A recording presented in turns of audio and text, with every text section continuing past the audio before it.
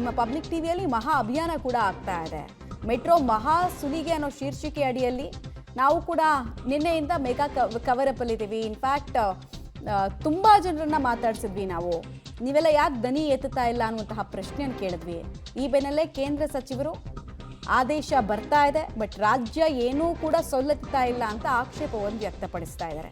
ಯಾಕಂದರೆ ರಾಜ್ಯದ ನಾಯಕರು ಹೇಳ್ತಾ ಇದ್ದಾರೆ ಇಲ್ಲ ಅವ್ರುಗಳೇ ಸರಿಯಾಗಿ ಕೆಲಸ ಮಾಡ್ತಿಲ್ಲ ಅಂತ. ಬಟ್ ಅಲ್ಟಿಮೇಟ್ ಸಫರರ್ಸ್ ಇದರಲ್ಲಿ ಜನ.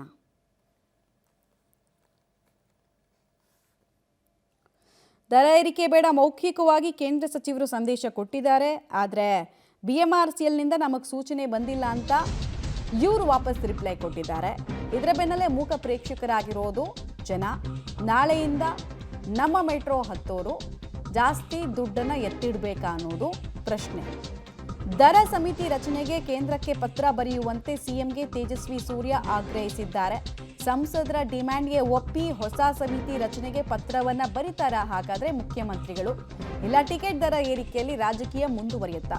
ಸಮಿತಿ ಹೊಸದಾಗಿ ರಚನೆ ಆದರೆ ಬೇಕಾಬಿಟ್ಟಿ ದರ ಏರಿಕೆಗೆ ಬ್ರೇಕ್ ಬೀಳುತ್ತಾ ಅನ್ನೋದು ಪ್ರಶ್ನೆ.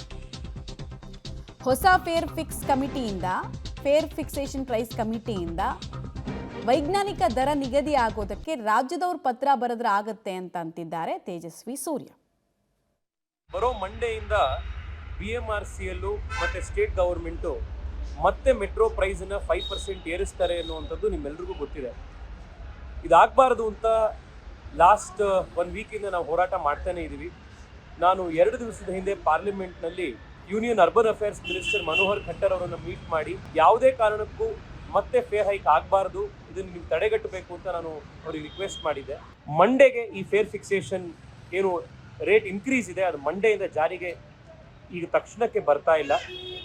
ನಾವು ಬೆಂಗಳೂರಿನ ಸಂಸದರು ಅರ್ಬನ್ ಡೆವಲಪ್ಮೆಂಟ್ ಮಿನಿಸ್ಟರ್ ಖಟ್ಟರ್ ಅವ್ರನ್ನ ಮಾತಾಡಿದ್ದಕ್ಕೆ ಅವರು ಈಗಾಗಲೇ ಒಂದು ವರ್ಬಲ್ ಇನ್ಸ್ಟ್ರಕ್ಷನನ್ನು BMRCL ಅವ್ರಿಗೆ ಕೊಟ್ಟಿದ್ದಾರೆ. ಈಗ ಆಲ್ರೆಡಿ ಡಿಪಾರ್ಟ್ಮೆಂಟಿಂದ ಕೊಟ್ಟಿರೋದ್ರಿಂದ ಏನು ಸೋಮವಾರದಿಂದ ಹೊಸ ಒಂದು ಫೇರ್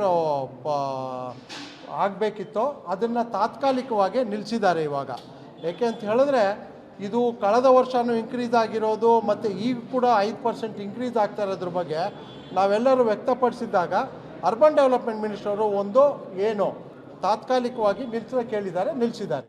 ಇಷ್ಟು ಲೇಟಾಗಿ ಯಾಕೆ ಆಕ್ಷೇಪವನ್ನು ವ್ಯಕ್ತಪಡಿಸಿದ್ರು BJP ನಾಯಕರು ಅನ್ನೋದು ಗೊತ್ತಿಲ್ಲ. ಬಿಕಾಸ್ ಅವ್ರಿಗೆ ಶಕ್ತಿ ಇತ್ತು, ಕೇಂದ್ರ ತಡೆಯೋದಕ್ಕೆ ಶಕ್ತಿ ಇತ್ತು. ಇದನ್ನು ಮುಂಚೆನೇ 1 ವಾರದ ಹಿಂದೆನೇ ಮಾಡೋಕ್ಕೆ ಆಗ್ತಾ ಇತ್ತು. ಆದರೂ ಪೊಲಿಟಿಕ್ಸ್ ಅನ್ನೋದು ತುಂಬ ಇಂಪಾರ್ಟೆಂಟ್ ಆಗಿತ್ತು ನಾಯಕರುಗಳಿಗೆ.